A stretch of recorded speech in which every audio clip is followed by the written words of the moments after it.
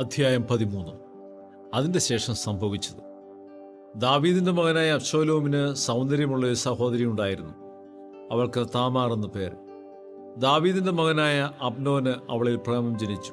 തന്റെ സഹോദരിയായ താമാർ നിമിത്തം മാൽ മുഴുത്തിട്ട് അബ്നോൻ രോഗിയായി തീർന്നു. അവൾ കന്യകയാകിയാൽ അവളോട് വല്ലതും ചെയ്യുവാൻ അബ്നോന് പ്രയാസം തോന്നി.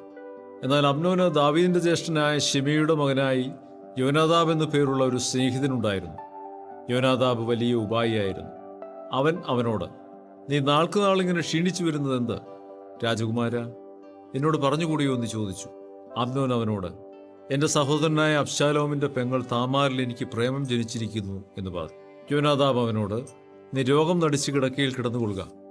നിന്നെ കാണുവാൻ നിന്റെ അപ്പൻ വരുമ്പോൾ നീ അവനോട്, എൻ്റെ സഹോദരിയായ താമാർ വന്ന് എന്നെ ഒന്ന് ഭക്ഷണം കഴിപ്പിക്കണം.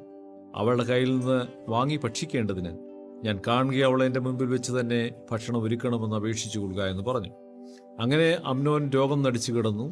രാജാവ് അവനെ കാണുവാൻ വന്നപ്പോൾ അമ്നോൻ രാജാവിനോട്, എൻ്റെ സഹോദരിയായ താമാർ വന്ന് ഞാൻ അവളുടെ കയ്യിൽ നിന്ന് എനിക്ക് ഭക്ഷണം കഴിക്കേണ്ടതിന് എൻ്റെ മുമ്പിൽ വെച്ച് തന്നെ ഒന്ന് 2 വടകളെ ഉണ്ടാക്കട്ടെ എന്ന് പറഞ്ഞു. ഉടനെ ദാവീദ് അരമനയിൽ താമാറിൻ്റെ അടുക്കൽ ആളയച്ചു. നിന്റെ സഹോദരനായ അമ്നോന്റെ വീട്ടിൽ ചെന്ന് അവന് ഭക്ഷണം ഉണ്ടാക്കി കൊടുക്ക എന്ന് പറയിച്ചു. താമാർ തന്റെ സഹോദരനായ അമ്നോന്റെ വീട്ടിൽ ചെന്നു. അവൻ കിടക്കുകയായിരുന്നു. അവൾ മാവെടുത്ത് കുഴിച്ച് അവന്റെ മുമ്പിൽ വെച്ച് തന്നെ വടകളായി ചുട്ടു. ഉരുളിയോടെ എടുത്ത് അവന്റെ മുമ്പിൽ വിളമ്പി. എന്നാൽ ഭക്ഷിപ്പാൻ അവന് ഇഷ്ടമായില്ല. എല്ലാവരെയും എൻ്റെ അടുക്കൽ നിന്ന് പുറത്താക്കുവീൻ എന്ന് അമ്നോൻ പറഞ്ഞു. എല്ലാവരും എൻ്റെ അടുക്കൽ നിന്ന് പുറത്തുപോയി. അപ്പോൾ അമ്നോൻ താമാറിനോട്, ഞാൻ നിന്റെ കയ്യിൽ നിന്ന് വാങ്ങി ഭക്ഷിക്കേണ്ടതിന് ഭക്ഷണം ഉൾമുറിയിൽ കൊണ്ടുവരിക എന്ന് പറഞ്ഞു.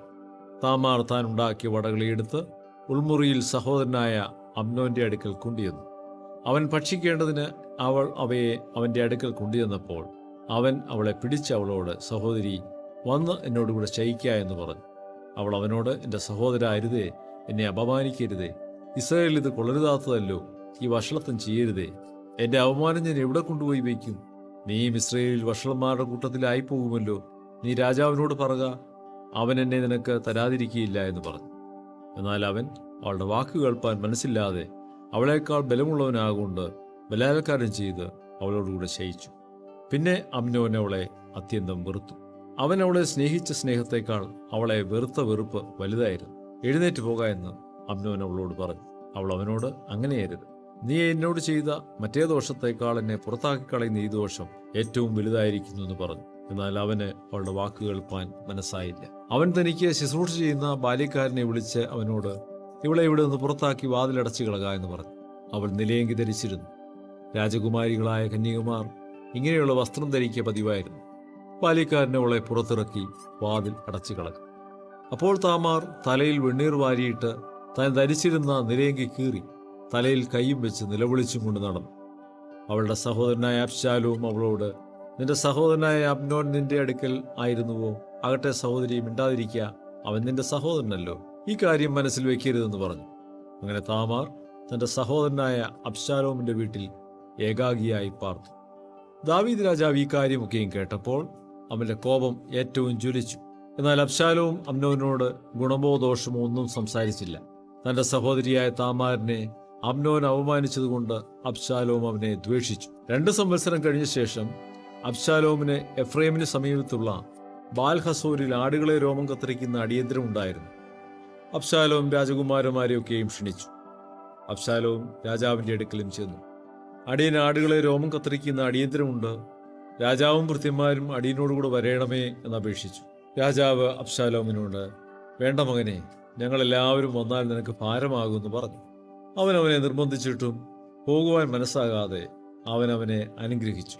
അപ്പോൾ അബ്ശാലോം, അങ്ങനെയെങ്കിൽ എൻ്റെ സഹോദരൻ അമ്നോൻ ഞങ്ങളോടുകൂടെ പോരട്ടെ എന്ന് പറഞ്ഞു. രാജാവ് അവനോട്, അവൻ പോരുന്നത് എന്തിനെന്ന് പറഞ്ഞു.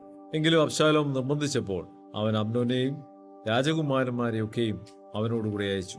എന്നാൽ അബ്ശാലോം തന്റെ ബാല്യക്കാരോട്, നോക്കിക്കൊള്ളുവീൻ, അമ്നോൻ വീഞ്ഞു കുടിച്ച് ആനന്ദിച്ചിരിക്കുന്ന നേരം ഞാൻ നിങ്ങളോട് അമ്നോനെ അടിച്ചു കൊല്ലുവീൻ എന്ന് പറയുമ്പോൾ നിങ്ങൾ അവനെ കൊല്ലുവീൻ. ഭയപ്പെടരുത്. ഞാനല്ലയോ നിങ്ങളോട് കൽപ്പിച്ചത്? നിങ്ങൾ ധൈര്യപ്പെട്ട് ശൂരന്മാരായിരിക്കും എന്ന് കൽപ്പിച്ചു. അബ്ശാലോം കൽപ്പിച്ചതുപോലെ അബ്ശാലോമിന്റെ ബാല്യക്കാർ അമ്നോനോട് ചെയ്തു. അപ്പോൾ രാജകുമാരന്മാരൊക്കെ എഴുന്നേറ്റ് താന്താന്റെ കോപക്കഴുതപ്പുറത്ത് കയറി ഓടിപ്പോയി.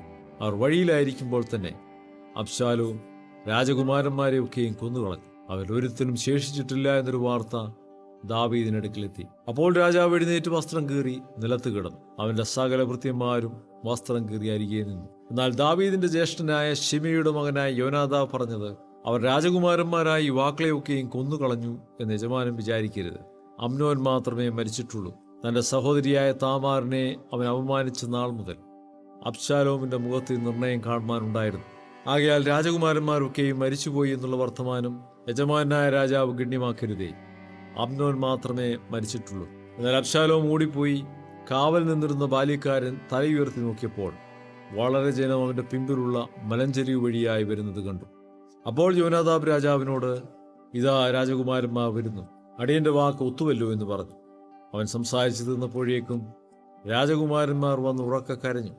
രാജാവും സകല ഭൃത്യന്മാരും വാവിട്ട് കരഞ്ഞു.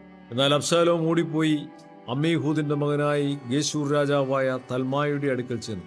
ദാവീദ് ഇടപെടാതെ തന്റെ മകനെ കുറിച്ച് ദുഃഖിച്ചുകൊണ്ടിരുന്നു. ഇങ്ങനെ അബ്ശാലോം ഗെശൂരിലേക്ക് ഓടിപ്പോയി 3 സംവത്സരം അവിടെ താമസിച്ചു. എന്നാൽ ദാവീദ് രാജാവ് അബ്ശാലോമിനെ കാണുവാൻ വാഞ്ചിച്ചു. മരിച്ചുപോയ അമ്നോനെ കുറിച്ചുള്ള ദുഃഖത്തിന് ആശ്വാസം വന്നിരുന്നു.